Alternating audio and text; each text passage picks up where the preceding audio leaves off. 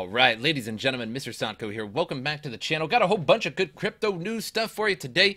And the first thing that I want to talk about is that Coinbase is to transition out, or fire, their hacking team members after the massive social media campaign. So the internet went into an uproar over this, and, well, Coinbase actually listened. So after the delete Coinbase hashtag took over crypto Twitter as the community protested the US-based exchange's acquisition of members from the hacking team, Bryant Armstrong has announced their transition out of the company. Wow, that didn't last very long. So in his blog post today, Armstrong stated his company's mission to create an open financial system for the world and agreed that while Neutrino acquisition was the right move, no, it wasn't, there were legitimate concerns surrounding some of the team members. However, we had a gap of our due diligence process while we looked hard at the technology and security of the Neutrino product. What product that was, nobody really knows, just product.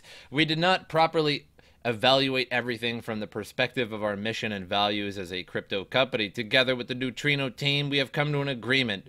You're fired, basically. Those who previously worked at hacking team, despite the fact they have no current affiliation with the hacking team, will transition out of Coinbase. So that's a weird quote there. That is a very weird thing. So together, again, we'll read that one more time. Together with the Neutrino team, have come to an agreement. Those who previously worked at hacking team, despite the fact that they have no current affiliation with hacking team, will transition out of Coinbase. So what does that mean exactly, despite the fact that they have no current affiliation? So those that previously worked at the hacking team. So is that people that worked for Neutrino that were part of the hacking team or that they had no affiliation? That's a very confusing statement. So are all of them going to be fired and transition out, or just part of the Neutrino team who happened to come after the hacking incident that sent out hacks to various nations so they could spy on their citizens? What does that even mean exactly? So I guess we'll find out sooner or later, but Coinbase come under fire for the past few days about announcing that Neutrino's technology is the best we've encountered in the space and will play an important role in legitimizing crypto, making it safer and more accessible for people all over the world. I have no idea what that means, and nobody knows what this means. Why is it that Neutrino's technology is going to legitimize crypto and make it safer? I don't understand how this is supposed to make it safer. Like, what was their initial goal? What were they going to do? I think Coinbase really needs to announce that. Like, what was their original intention with Neutrino? Because that's a vague corporate word salad statement that it's going to legitimize crypto and make it more safe and accessible for people all over the world. Why isn't it already accessible? Why isn't it already safe? What about it that Neutrino's technology makes it safer? And again, you know, those who previously worked at the hacking team, despite the fact that they have no current affiliation with hacking team, will transition out. So is that only some of the hacking team? So let's say there was 3 of the hackers that worked on that, and then 7 others, so a total of 10 people, and then they're gonna get rid of the 3 that originally worked with the hacks, and then the 7 that got acquired by Neutrino after that. I don't understand. So this is a very confusing statement. So everybody should still be a little wary of all of this, because this doesn't necessarily mean that they're going to fire all of them, although it does kind of mean that some are going to be fired. So again, very vague, very questionable, very weird overall. So moving on, Starbucks will support Bakkt after the disproportionately high equity deal. Ooh, good old corporate whales and their disproportionately high equity deal. So because Starbucks supported Bakkt disproportionately, they're going to be supported a lot. Well, good for you, Starbucks, I guess. This, according to an anonymous source familiar with a deal between Bakkt and its early stage partner, which will see the latter accept the crypto service in payment for its in-store products. Again, another article that's kind of weird and it doesn't really get to the point, or at least you know, the information that was given to the writers isn't quite to the point. So what is it that they're going to accept in payment for its in-store products? Just Bitcoin? Are they just going to be like, okay, we accept Bitcoin at Starbucks now? Or do you have to be affiliated with Bakkt? Or like, are you trading futures for coffee? I don't understand like what this is supposed to be. But apparently Bitcoin for coffee at Starbucks, which isn't too crazy, but the fact that it has to deal with Bakkt is. So at the time Bakkt first became public knowledge in August 2018, the coffee giant caused a stir as a major ally of the product. of the project, which also has the backing from Microsoft, or whether Microsoft's venture capitalist arm. So that's kind of a little misleading to say Microsoft. Shortly afterward, however, Starbucks denied any suggestions that Bitcoin or other cryptocurrency payments could become a reality for customers. So it is important to clarify that we are not accepting digital assets at Starbucks. Rather, the exchange will convert digital assets like Bitcoin into US dollars, which could be used at Starbucks. So basically, you accept Bitcoin, right? And then you just convert it into US dollars, and then Bakkt gets your Bitcoin. That's pretty much what I'm gathering from this. So a form of that arrangement now looks set to be a reality, with Starbucks reportedly receiving a disproportionately high equity reward in return for its continued adoption pledge. Of course you do. The news marks a boon for Bakkt supporters who have waded through several delays. So Bakkt's first product will be physically delivered Bitcoin futures contracts, a tool which has begun seeing a turnaround as of the latter part of February. So we still don't know when Bakkt futures are going to come out. A vague debut deadline revolves around the first half of 2019, having originally planned for late last year, then for late January, and then now just first half of 2019, which we're basically already through, and we still have no Bakkt. So sooner or later here, the dragons are coming, the institutions are coming, the zombies are coming, I promise. So moving on, court gives QuadrigaCX another 45 days. So they gave him, I remember reading a couple of weeks ago that they gave him like a 30-day.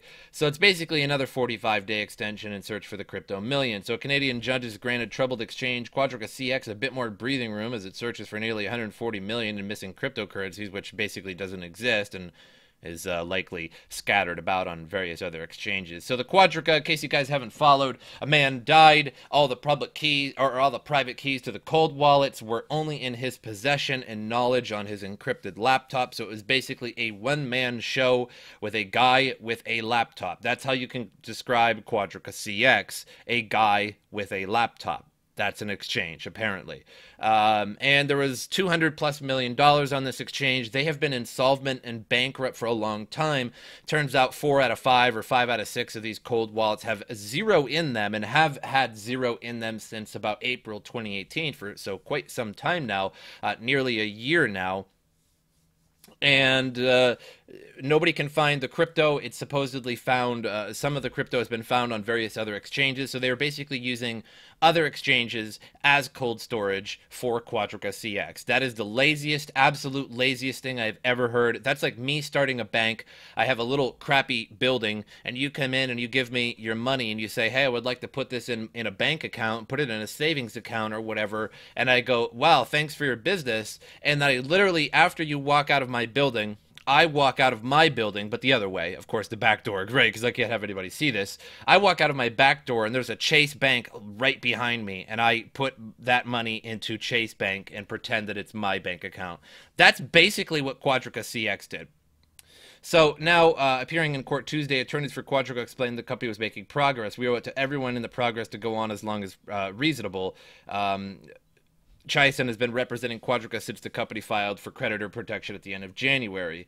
So they're working on data recovery, asset recovery, and etc., trying to find the rest of this crypto, which has probably been long since laundered, and nobody has known about it for a very long time. So if there wasn't a lot of crypto in their cold wallets, in fact, 0 in 90% of the cold wallets, essentially, or 4 out of 5 or 5 out of 6, which isn't quite 90%, but you get what I'm saying. And the majority of them, there was 0. So that means if you wanted to withdraw, like say, like a large amount, like 1,000 Bitcoin or something like that, you're like, okay, I'm done. I want to withdraw. They would have to withdraw that from the hot wallet. So that's basically taking 1,000 Bitcoin from everybody else collectively up to 1,000 Bitcoin and then giving it to that person. So that's essentially a Ponzi scheme at that point. As I'm putting on Bitcoin, it's being taken out to give to somebody else who withdrawed a large amount of Bitcoin themselves. So a huge, huge fiasco still going on. Cryptopia website goes live after a slight delay, and this is another major thing. So I was saying that Cryptopia would go live today, and that you could log on to Cryptopia in a read-only website and see how much crypto you have lost or how much crypto you still have. However, it's actually worse than that, let me tell you. So recently, hacked crypto exchange Cryptopia launched its website in a read-only format. Following the last week's announcement on March 4th launch date, Cryptopia had slightly delayed the relaunch by providing a live website on Tuesday. In the latest series of tweets, Cryptopia confirmed it will be using customers' balances held from January 14th as a basis for further calculating rebates. So they say this in on their Twitter. So it says the read-only website is now live. The holding balance from January 14th is pre-hack, and we'll be using these holdings as a baseline for calculating rebates moving forward. So that means that if you log on to Cryptopia right now, you are not going to see any missing crypto. They actually just basically took a snapshot of your account from January 14th and are showing you that. So you don't know how much you lost. Nobody knows how much they lost now, and everybody's kind of excited for this. It's very interesting how people are excited and just absolutely giving thumbs up memes and applauds and stuff. This is not good. You shouldn't be applauding to this. Here's why.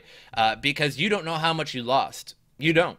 And you can't trust Cryptopia now because they lost all their private keys and got super hacked. So now you're going to trust them again to tell you the correct balance of what you lost. Now, another interesting thing that I said several weeks ago is that when these exchanges and things like that go down and get hacked, what they typically will do is give you some kind of rebate. And I was saying that I would not be surprised if Cryptopia gave you some kind of Cryptopia token. So let's say you lost $100 in Ethereum. That's probably on the low end, but let's say you lost $100. Now you're going to get $100 of some Cryptopia rebate token that you're supposed to now trade on the exchange for either less fees or something along those lines. And people are supposed to put their Bitcoin, their Ethereum on the exchange and then buy the Cryptopia token, which is your token, so that you can get your BTC back. But in the end, you're giving them a useless, made-up rebate token. That's exactly what I called, and I'm sure that's exactly what's going to happen. I hate being right on that. That's what's going to happen. I called that a while ago. Check out the first Cryptopia video I made on this, and I basically called this weeks and weeks ago. So they're just going to have some kind of rebate, and it's going to be some made-up rebate, whether it's like fees, or you're going to get something for free, or you're going to be able to trade this Cryptopia token, similar to like a Binance coin or something like that, even though Binance coin wasn't really made in that hack method. It's going to be something like that, some kind of made-up token that has no real value, no real use case, that you're supposed to trade for Bitcoin and Ethereum and whatever you lost. But the problem with that is, you could say, well, at least I'm getting reimbursed. But the problem is that whoever buys that from you, you're essentially stealing crypto from them because they're not getting anything in return. They think they're getting a good deal, but it's not. It's just some made-up rebate token. So very unfortunate to have to put that truth to you all. Moving on to CoinMarketCap here, $131 billion market cap, 3,886 Bitcoin. As you can see, we got a little upside down BART now, a little U shape, and better than bad. Prices have slightly returned, although this is pretty unorganic, extremely fast growth. I would suspect once again that at about $4,100, $4,200, we're going to see another dumpening because of these, whale purchases that have clearly jacked up the prices. We can go into Bitcoin here and take a little look-see at the one-day chart here. You can see just trading along normally. Oh, and bam, it goes way up. So that's basically whale purchases that have raised the price. And then, of course, the rest of this is essentially enthusiastic buyers who have further raised the price from about 3,800 and up, and now kind of dipping a little bit back down to up to 3,900 and then back down a little bit. So once again, I suspect we're going to reach about, just about 4,200 as we reached a little while ago. I think if we go back to the 1 month chart, we can see that we just barely breached $4,209 average or so on exchanges, and then it dumped right back down. And that's usually been the case for quite a while. We've reached 4,200 or so, over 4,000 numerous times in the past 8 or 9 months, somewhere around there. and it dumps every time, because this is not necessarily organic growth. These are people doing these whales, like significant whale purchases, as you can see, this one being less significant than other ones before it. But whenever it goes up vertically like that, it goes down vertically just about the same eventually. So, I'm not too excited about that, but am excited at the opportunity to set that limit order at 4,200 and watch it just go boom and get sold. And then the price goes back down to 3,800, which I'll have that limit order set at 3,800. You bet it. But either way, I hope you guys enjoyed this. That's all I have for you guys today. Make sure you subscribe to the channel, like the video. That helps me out a lot. My social media in the description below. Again, that's all I got for you today. Just a little bit of good news stuff. But as usual, I will see you guys next time.